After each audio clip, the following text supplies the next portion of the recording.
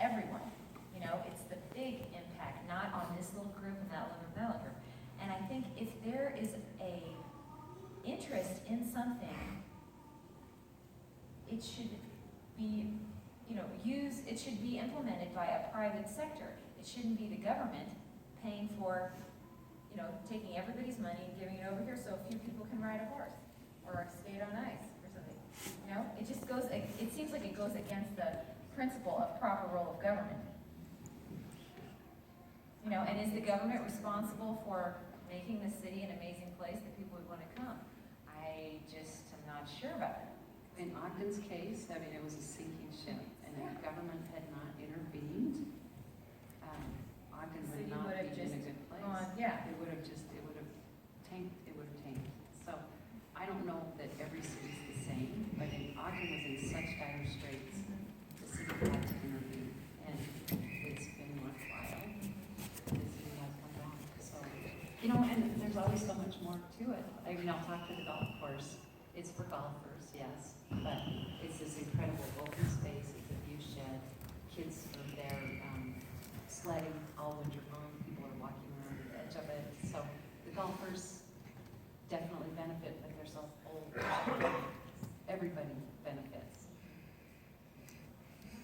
And it's tricky. It's tricky because you want to be smart and you want to be small. Yeah.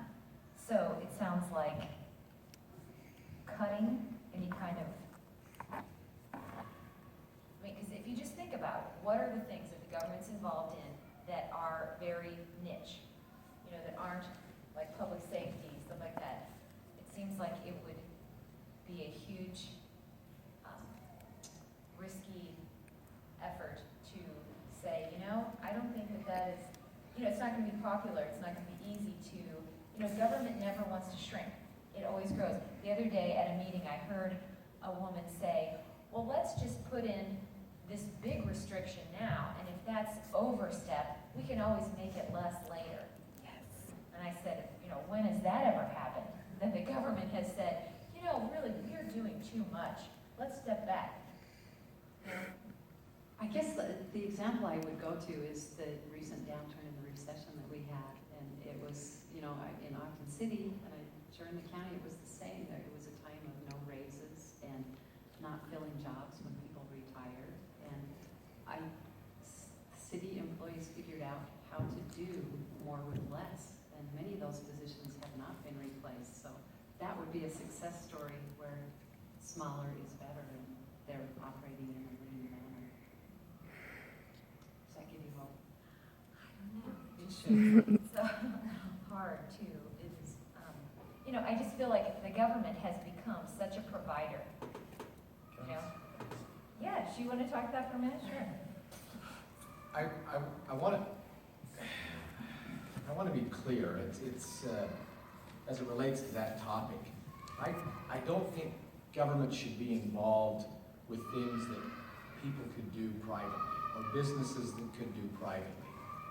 But let me speak to something specific to your question as it relates to people riding a horse, or you said riding a horse or going ice skating.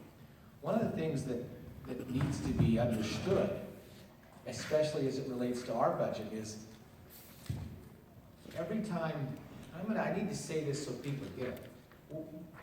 We actively market to groups who will be in our town for more than one day. Yeah, we take groups that are here for a day. When you see for instance, a demolition derby come to town, or a rodeo, those are groups that are here for a day. And our rate structure is such that they pay higher because the economic impact associated with that event is not as great. We've structured it that way so we make more money at those events.